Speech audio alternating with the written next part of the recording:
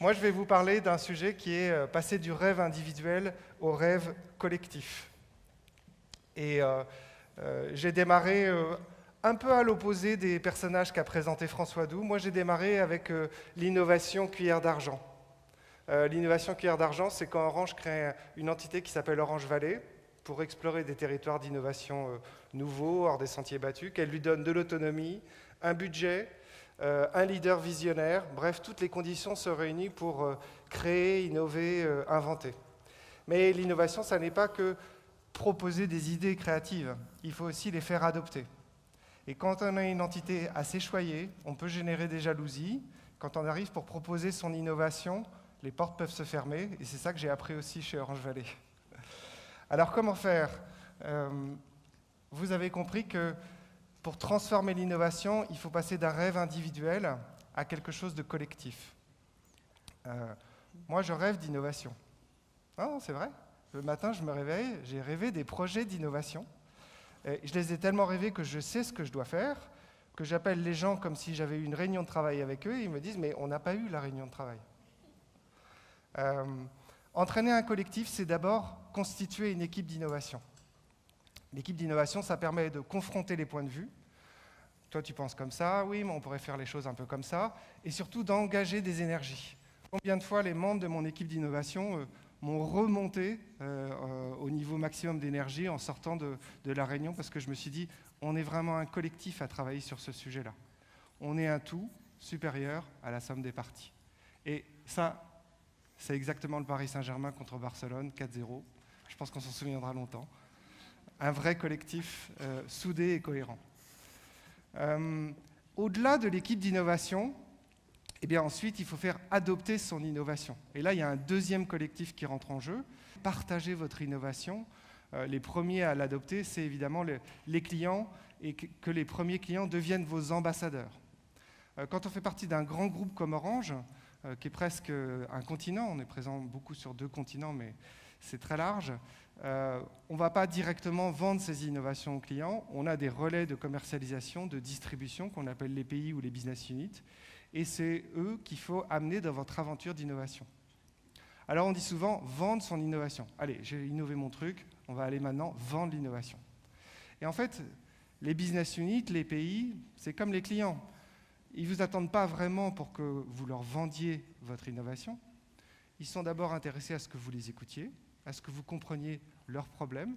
On dit souvent en innovation, tombe amoureux du problème du client, ne tombe pas amoureux de ta solution. Donc on écoute leurs problèmes et puis on voit si à un moment il y a une occasion, comme une occasion de but, où l'innovation elle peut résoudre un problème pour ce client, résoudre un problème pour cette business unit, lui permettre de se différencier sur un marché par exemple. Et à ce moment-là, on va réussir à créer le désir du changement. En fait, l'innovation, c'est le changement. Donc on ne vend pas son innovation, on crée le désir du changement chez les autres. Et l'innovation, c'est le changement par essence, c'est même l'innovation réussie, l'invention d'une nouvelle tradition. Bon, quand Paris gagne, on dit champagne, ça vous semble naturel. On a toujours fait ça. Non, le champagne, ça a été inventé au XVIIIe siècle. Avant, on ne disait pas champagne, on disait Beaujolais ou je ne sais trop quoi. Donc, il y a un moment où la nouveauté vient s'intégrer dans la vie de tous les jours, dans nos usages, et devient la nouvelle tradition. Tous les jeunes qui sont ici ont un smartphone. Ils ne se souviennent pas des téléphones qu'on avait avant, qui ne permettaient pas d'aller sur Internet. C'est déjà dépassé. Alors nous, dans le numérique, on est un petit peu aidés pour entraîner ce collectif. On a une baguette magique qui s'appelle les API. Donc c'est la partie technique de la conférence, les API. Mais vous allez voir, vous connaissez en fait les API sans vous en rendre compte. Vous faites de la prose comme Monsieur Jourdain sans le savoir. Quand vous êtes sur un site web et qu'il vous propose d'afficher une carte pour savoir où se situe le Airbnb ou le garage ou le magasin, etc., que vous cherchiez, le site web appelle l'API Google Maps. Quand vous arrivez sur un site web qui vous demande de vous authentifier et vous dit au lieu de ressaisir tes identifiants, est-ce que tu veux utiliser ta connexion Facebook, tes identifiants Facebook? Le site web appelle l'API Facebook Connect. Donc vous l'avez compris, les API, c'est des connecteurs entre applications. C'est des sortes de briques de Lego qui permettent, en les combinant, de créer des applications à l'infini et de créer, au travers de ces applications, des nouveaux business à l'infini. Donc quand vous dessinez votre produit en lui adjoignant des API, vous allez faciliter son adoption, vous allez démultiplier son action, vous allez favoriser la création d'un écosystème autour de votre produit. C'est ça la création d'un collectif. C'est comme si votre produit devenait une plateforme, comme si votre produit devenait une sorte de porte-avions en fait. Alors, moi j'ai développé un super beau projet d'API en Afrique en apportant les API Orange aux entrepreneurs mobiles africains. Et ça n'a pas été simplement un projet d'innovation technique, ça a été aussi un véritable projet culturel où j'ai appris à découvrir la créativité dans le domaine du numérique très particulière qui se déroule sur le continent africain. Très particulière parce que technologiquement, ils sont purs mobiles, pas du tout réseau fixe, par exemple, par rapport à nous, mais aussi parce que c'est très lié à leurs conditions de vie. Si en Afrique, il y a 80% de gens qui ne sont pas bancarisés, donc ils n'ont pas nos cartes bleues, nos chéquiers, nos distributeurs, eh ben, ça amène à inventer quelque chose qui s'appelle la mobile money. Sans compte bancaire, on peut gérer de l'argent via son mobile, se transférer de particulier à particulier, payer des commerçants avec un simple SMS. Et ça, ce que j'ai découvert, j'ai eu envie de le partager avec mes 3000 collègues de l'innovation chez Orange qui développent pour la vingtaine de pays en Afrique concert. Il faut savoir que le pays où Orange a le plus de clients, c'est quand même l'Égypte, c'est plus la France. Et donc, il faut arriver à penser nos innovations avec le contexte de vie, le contexte culturel de ces utilisateurs finaux là-bas. Comment faire ça? J'ai proposé une plateforme qui s'appelle Imagine with Orange, où les internautes peuvent partager des idées d'innovation. C'est très simple, c'est en quelques caractères. C'est ouvert, donc ils peuvent commenter, voter sur les idées des uns et des autres. Et la récompense que propose Orange, c'est ceux qui ont les idées les plus populaires, les plus appréciées par la communauté. On les invite à Paris pour les coacher sur leur idée et les aider à la transformer en projet d'innovation.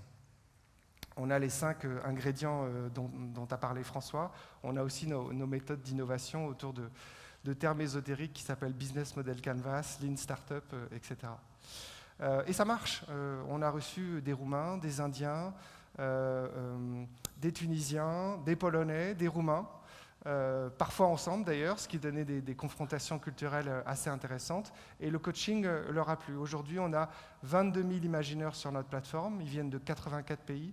Ils ont partagé 2500 idées. Et ces idées, elles percutent nos équipes d'innovation en faisant rentrer la voix de l'utilisateur très tôt dans le projet d'innovation. Donc ça fonctionne. Et maintenant, c'est les équipes d'innovation qui lancent des campagnes sur la plateforme, des challenges thématiques. En ce moment, c'est sur les futurs réseaux et la 5G. Et on vient de terminer le digital pour l'éducation. Alors cette volonté de propager l'esprit d'innovation et d'utiliser les internautes du monde entier pour ça, on a voulu aussi la réaliser en interne auprès des salariés Orange. Alors on a créé Orange Intrapreneur Studio.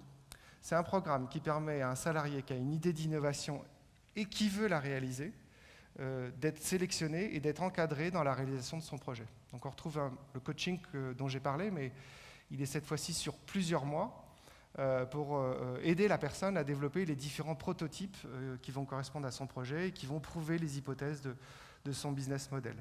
Orange Intrapreneur Studio a fait émerger le 1er février 3 projets qui partent en incubation, mais ce n'est pas simplement une course aux meilleures idées ou une sélection des meilleurs projets, même si les 3 projets et les 3 entrepreneurs qui les portent sont vraiment remarquables. C'est aussi un état d'esprit qu'on cherche à développer dans l'entreprise. Ça sert à dire, vous aussi devenez entrepreneur chez Orange, proposez vos idées à votre niveau local. Elles peuvent avoir un impact global si elles passent par l'Intrapreneur Studio, ça peut rentrer dans les roadmaps produits-services. Prenez cet état d'esprit de prise d'initiative. Un intrapreneur m'a dit quelque chose de très joli sur la définition d'un intrapreneur. C'est quelqu'un qui transgresse les règles. Si besoin pour faire avancer son projet, il va transgresser les règles, mais dans l'esprit des règles. C'est-à-dire qu'il reste vraiment membre de l'entreprise. Alors mon nouveau rêve, c'est de porter cet esprit d'innovation, cet esprit d'entrepreneuriat vers les jeunes des quartiers moins favorisés, des banlieues moins favorisées. On conçoit un événement pour ça qui s'appelle un barcamp révélateur d'entrepreneurs, qui aura lieu le 18 mai en Seine-Saint-Denis, où on va convier une centaine de jeunes avec l'association Nos quartiers ont des talents.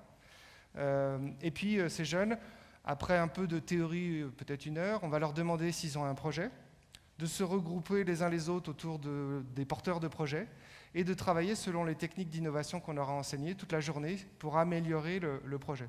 On attend une centaine de jeunes et on espère qu'il y en aura peut-être 7-8 qui auront un projet sur lequel les autres se regrouperont.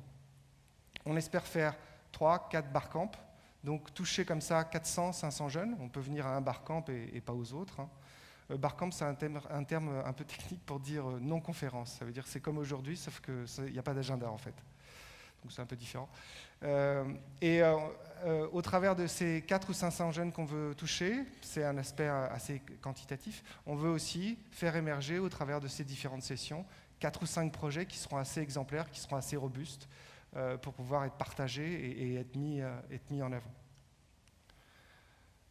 Alors, l'innovation, la transformation de son rêve en réalité, c'est une finalité.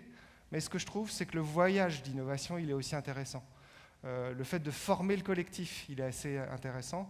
Et donc, moi, j'ai transformé l'idée de faire de son rêve une réalité, faire de son rêve une réalité de chaque jour. Que chaque jour, on ait le sentiment qu'on saisisse une opportunité, quelque chose qui fait avancer votre rêve en réalité. Et pour vous lancer dans ce voyage, je vais vous laisser avec 3 vitamines. 3 petites pastilles d'énergie, 3 citations que j'aime bien. La première, c'est sur l'optimisme du professeur Philippe Gabillet de Subdeco Paris. Si vous ne l'avez jamais vu en conférence, il faut y aller, il passe de temps en temps et c'est vraiment super. Et il parlait de l'opportunité. Alors on se dit souvent, pour mon rêve, il faut que je trouve une opportunité. Et lui, son message, c'est pour chercher, trouver des opportunités, commencez par en être une vous-même pour les autres. La deuxième pépite, c'est celle de Charles Pépin, qui a écrit sur l'échec. Donc, pour lui, il n'y a pas vraiment d'échec. Soit on gagne, soit quand on perd, en fait, on apprend. Donc, soit je gagne, soit j'apprends. Et il illustre cette approche vraiment intéressante. Il a écrit un super livre là-dessus, il fait aussi des super conférences. Au travers de la conquête féminine ou masculine, en disant, quand on se prend un râteau avec une fille, c'est au moins la réussite de l'audace. La troisième citation, elle est d'une anthropologue américaine et elle va nous ramener à la force du collectif. Elle dit « Il suffit d'un petit groupe d'hommes déterminés pour changer les choses ». Elle s'appelle Margaret Mead. « Il suffit d'un petit groupe d'hommes pour changer les choses. En fait, c'est toujours comme ça que le monde a changé ». Merci et bon voyage en innovation.